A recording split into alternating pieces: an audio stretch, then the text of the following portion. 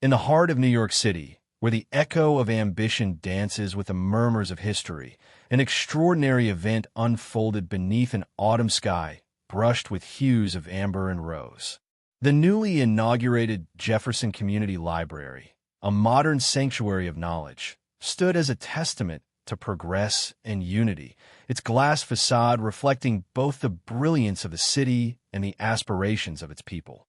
On this fateful day, the air shimmered with anticipation, as if every falling leaf whispered secrets of change.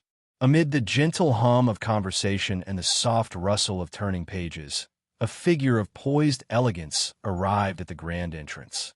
Melania Trump, her presence as graceful as a swan gliding on still water, stepped onto the marble steps with an air of quiet dignity. Her attire, a masterful blend of classic American refinement and modern sophistication, seemed to capture the very essence of the nation's dual spirit, a homage to tradition, yet an embrace of tomorrow. The subtle sparkle of her earrings caught the light, echoing the promise of new beginnings.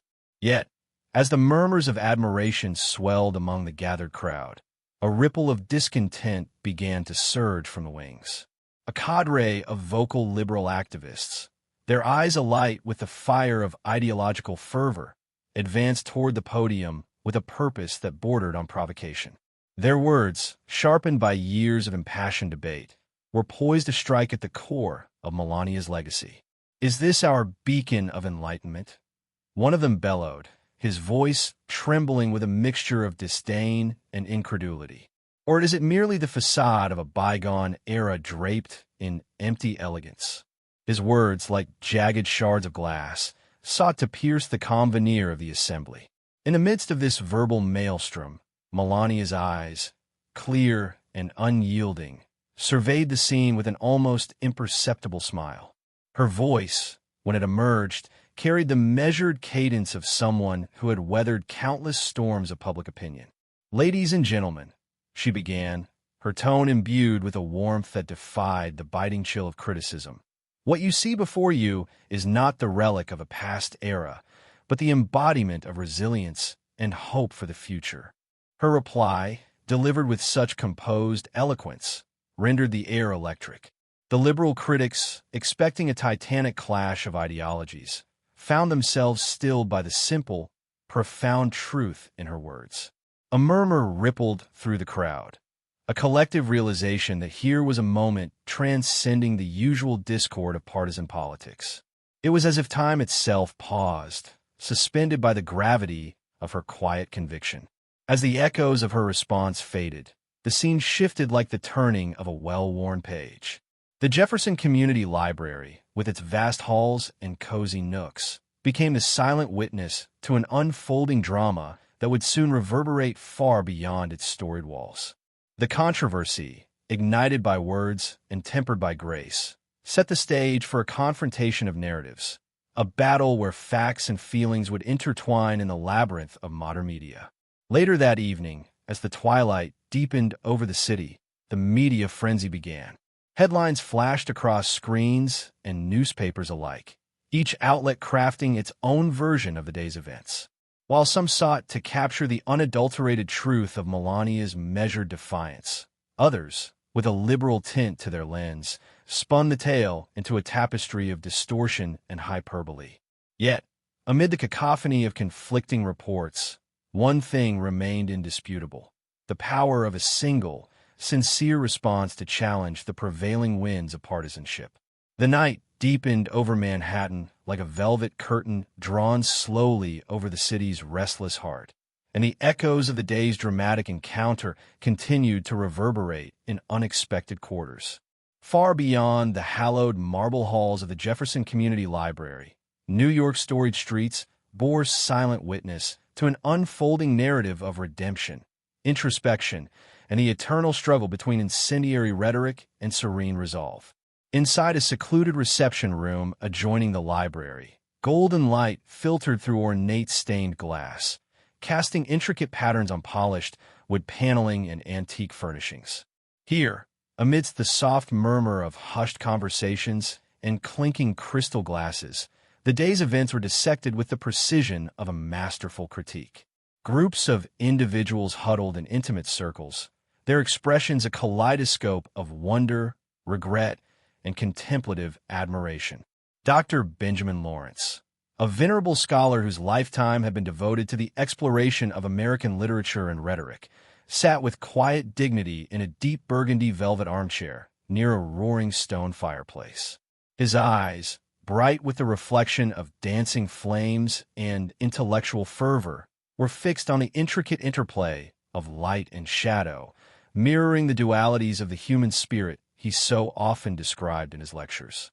"Have you ever witnessed such a transformation in discourse?" he mused softly to his longtime friend and esteemed colleague, Evelyn Roberts. Evelyn, a journalist whose pen had the power to both provoke thought and inspire calm, nodded thoughtfully as she cradled a slender wine glass. "Indeed, Benjamin," she replied, her voice resonating with a delicate blend of admiration and caution. Melania's measured words carried a force that transcended the superficial clash of ideologies. In that moment, it was as if the chaos of the day was distilled into a single, crystalline truth, one that challenged our preconceptions and invited us to look deeper than the veil of partisan rhetoric. A short distance away, at a modest table adorned with a small vase of wildflowers, Samuel Hayes, one of the day's most vociferous liberal critics, sat in reflective solitude. His eyes, once ablaze with the fervor of conviction, now shimmered with an unexpected vulnerability. The bitter tang of regret mingled with his earlier indignation, and he found himself wrestling with the weight of his own words. "I was so certain of my cause," Samuel murmured to himself, almost as if trying to convince his heart that the intensity of his earlier anger had been justified. Yet the memory of Melania's calm retort, its quiet, unyielding strength, haunted him with a persistent, introspective echo. It was at that very moment that Marjorie Whittaker, a respected activist known for her capacity to bridge ideological divides, slid gracefully into the seat opposite him. Her presence, luminous and soothing, seemed to radiate a gentle wisdom that transcended the immediate discord. "Samuel," she said in a tone as soft as a lullaby yet resolute as the ancient oak, "the true measure of our convictions is not in how fiercely we voice them, but in the clarity and compassion with which we choose to engage the world. Today, you witness that even in the face of unrelenting opposition, grace can emerge as the most potent weapon." Her words, carefully chosen and imbued with sincerity, resonated deeply within Samuel. For the first time that day, he felt a stirring of humility, a realization that perhaps the path to authentic progress lay not in the loud clamor of protest, but in the quiet, steadfast pursuit of understanding.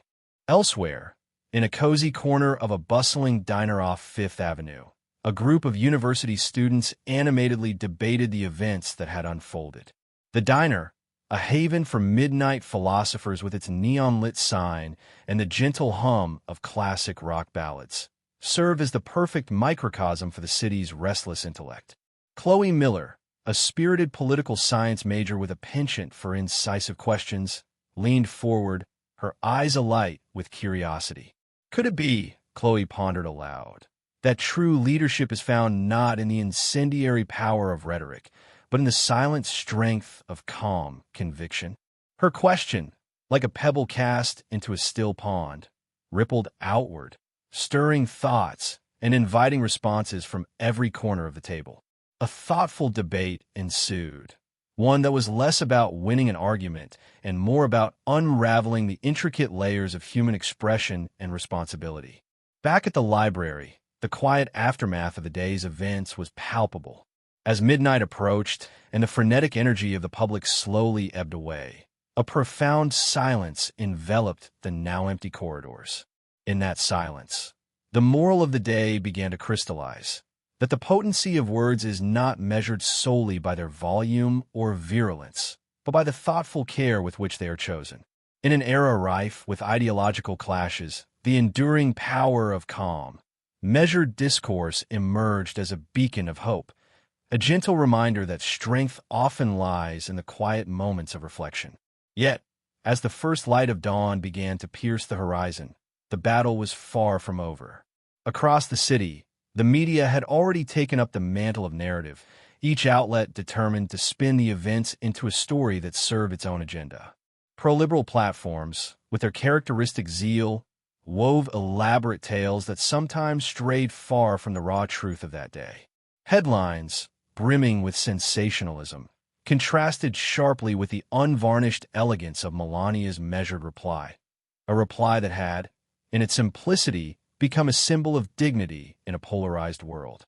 Even as distorted accounts began to circulate, the essence of that quiet revolution lingered in the minds of those who had witnessed it firsthand.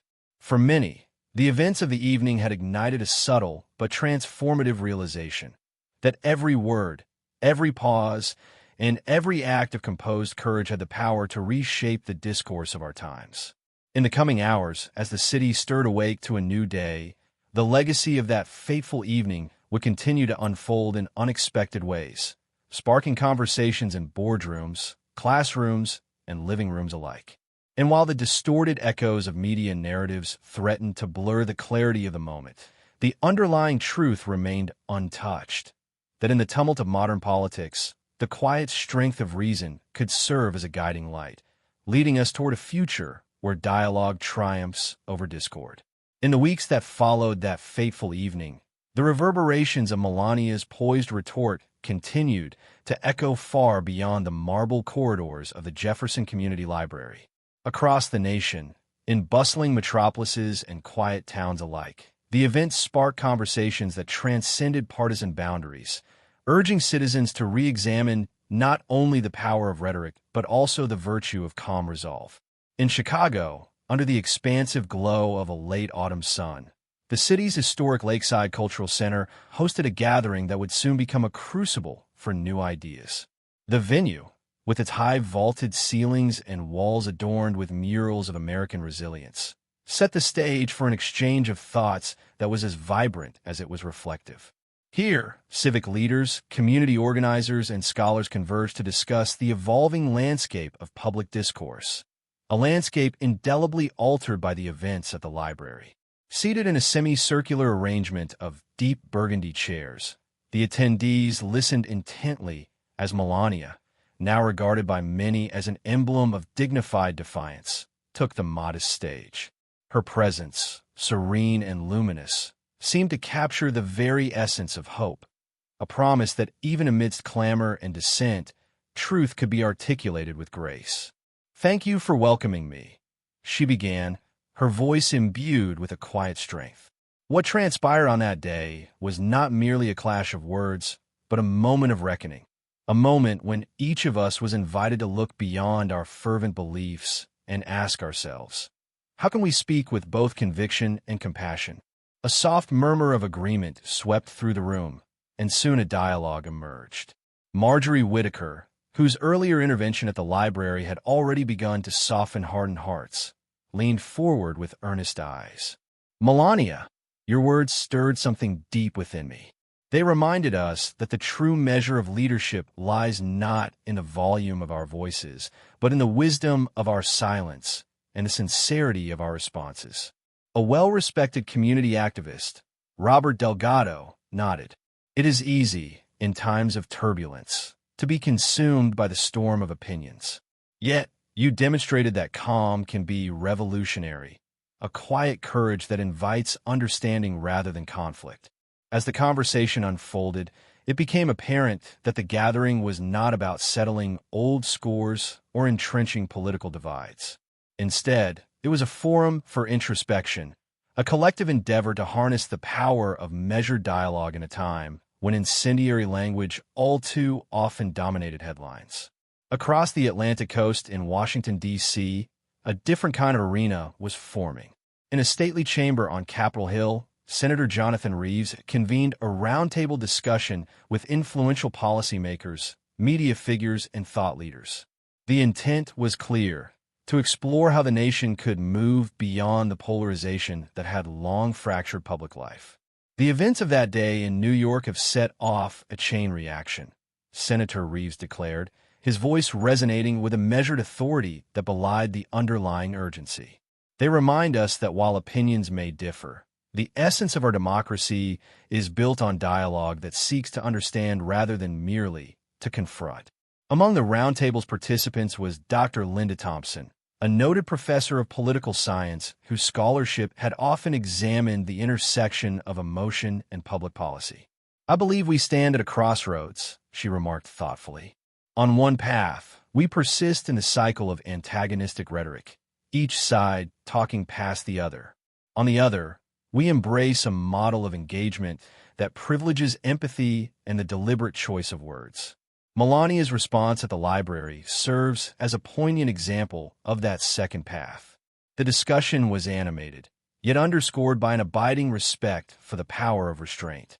It was a dialogue that reached into the heart of what it meant to be American, a nation defined as much by its capacity for robust debate as by its ability to reconcile differences through shared values. As these deliberations unfolded in both intimate community spaces and the hallowed halls of government, the media landscape buzzed with its own contentious energy. Pro-liberal outlets, eager to craft narratives that suited their perspectives, painted the day's events in strokes of hyperbole and partisan fervor. Headline after headline splashed across screens, often distorting the measured exchanges into a battle of egos and ideologies. Yet, even in the midst of the clamor, discerning voices began to emerge. On a popular morning talk show, host Samuel Caldwell, renowned for his balanced approach, opened the segment with a question that resonated deeply with viewers nationwide. In an era where every word is magnified and every silence scrutinized, how do we reclaim the art of meaningful conversation? Can one calm response defy the torrent of partisanship that characterizes our current discourse? His guests, a blend of seasoned academics and grassroots activists, engaged in an in-depth discussion that sought to peel away the layers of media spin. Michael Robertson, a progressive activist known for his impassioned speeches, conceded with a reflective sigh, "I must admit, when I heard Melania speak that day, I was struck by a sense of clarity, a reminder that conviction need not be synonymous with confrontation." Her calm was in its own way a rallying cry for a new kind of dialogue. Dr. Thompson added, "What we witnessed was not the silencing of dissent, but the elevation of a different kind of voice, a voice that, by choosing measured words over incendiary rhetoric, challenged us to rethink our assumptions about strength and leadership." In that television studio, the debate did not conclude with neat resolutions, but it opened a space for genuine inquiry. The conversation moved beyond the polarized narratives of traditional punditry and ventured into a realm where mutual respect and thoughtful reflection became the currency of progress. Meanwhile, in a small, sunlit cafe on the outskirts of Atlanta, a group of college students gathered around a weathered oak table, their conversation a microcosm of the shifting cultural landscape. Chloe Miller, whose incisive questions had already sparked debates in her political science classes, scribbled fervently in her notebook, trying to capture the essence of the day's lessons. "It's astonishing," Chloe mused, her eyes bright with a blend of excitement and introspection, "how one act of calmness can ripple outwards and challenge the status quo. It makes me wonder if our generation might learn to bridge divides by embracing dialogue rather than destruction." Her friend, Marcus Allen, a student activist known for his passionate commitment to social justice, paused, tapping his pen thoughtfully against his cup of steaming coffee. "I've spent so long believing that intensity and uproar are the only ways to spark change. But perhaps there's wisdom in learning that sometimes the quietest voices carry the heaviest truths." Their conversation meandered through the complexities of modern political life, touching on themes of empathy, resilience, and the enduring power of human connection.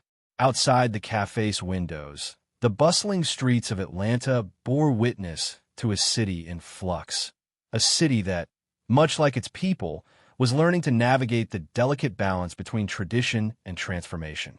As autumn gave way to winter, the nation slowly began to integrate the lessons of that transformative day into its collective consciousness. In town halls, community centers, and even online forums, the narrative was shifting from one of relentless conflict to a more nuanced dialogue that valued understanding above all else. For Melania, the journey was both public and profoundly personal.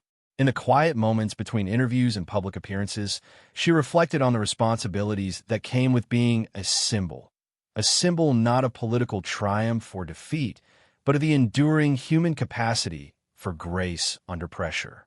In letters to close friends and in whispered moments of self-reflection, she wrote of the belief that true change is cultivated in the spaces where differences are acknowledged and respected, rather than merely shouted over.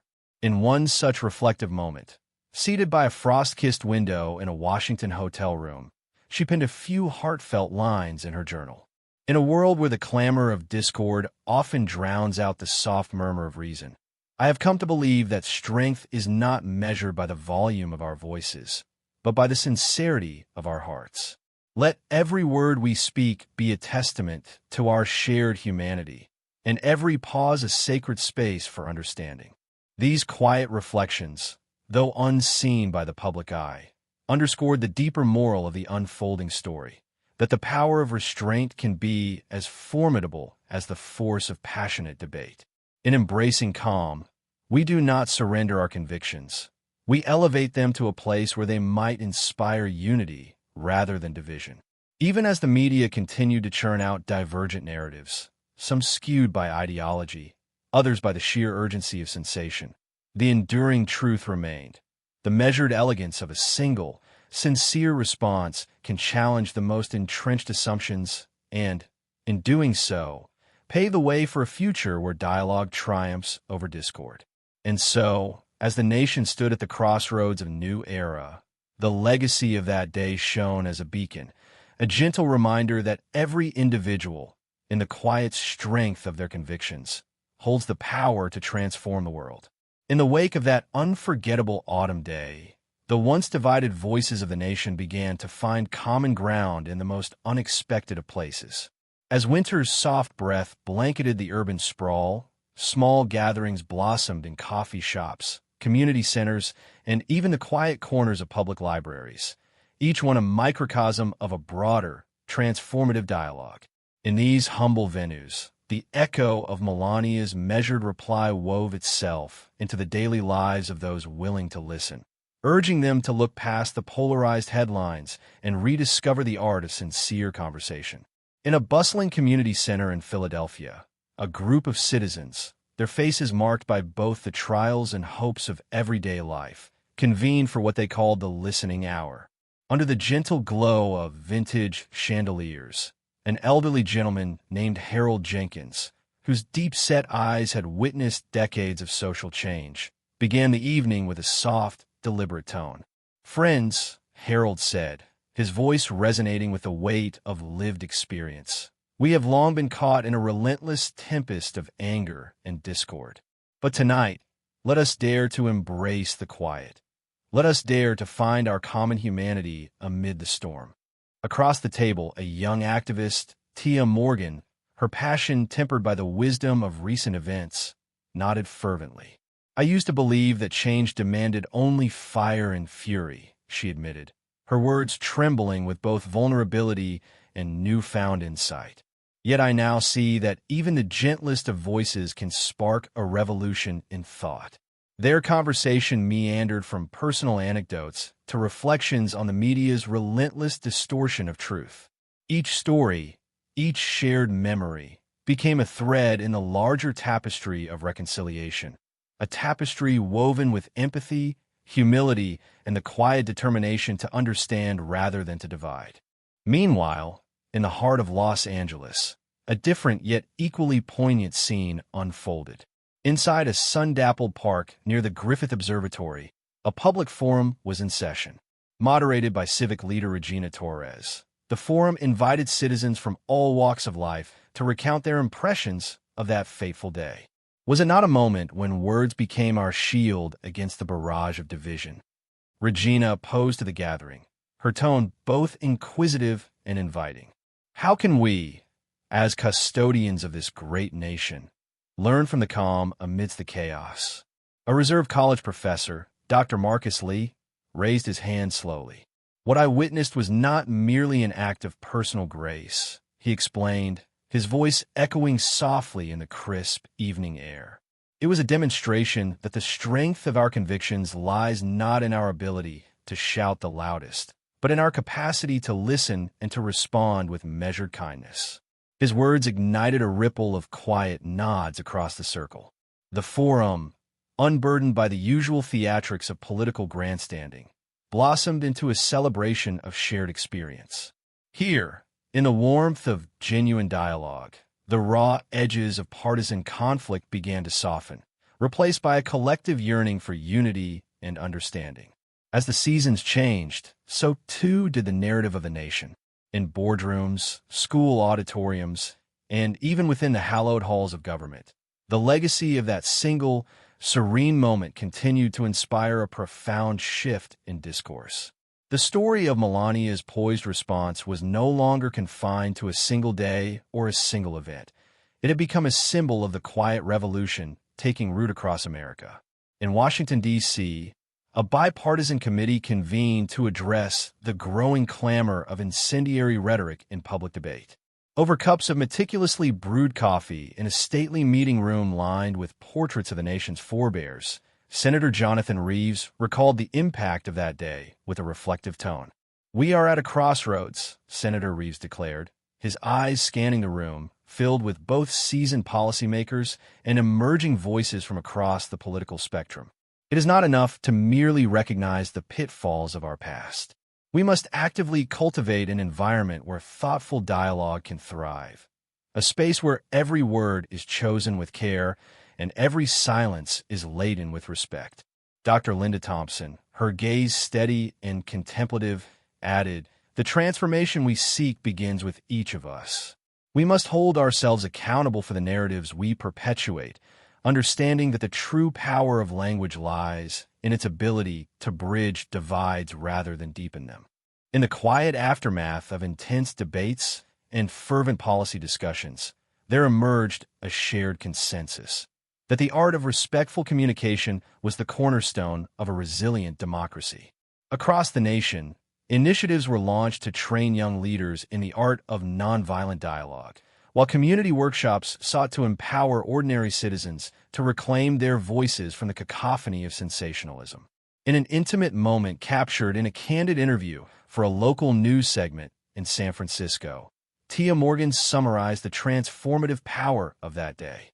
"It's as if we discovered a hidden language, a language of compassion and understanding that had been buried under layers of anger and misinformation," she said, her eyes reflecting both the scars and the hopes of the journey. This quiet revolution teaches us that true change begins not with the roar of dissent, but with the soft murmur of mutual respect. Years later, as the nation looked back on that pivotal moment, the legacy of calm resilience continued to shine as a beacon of hope for future generations.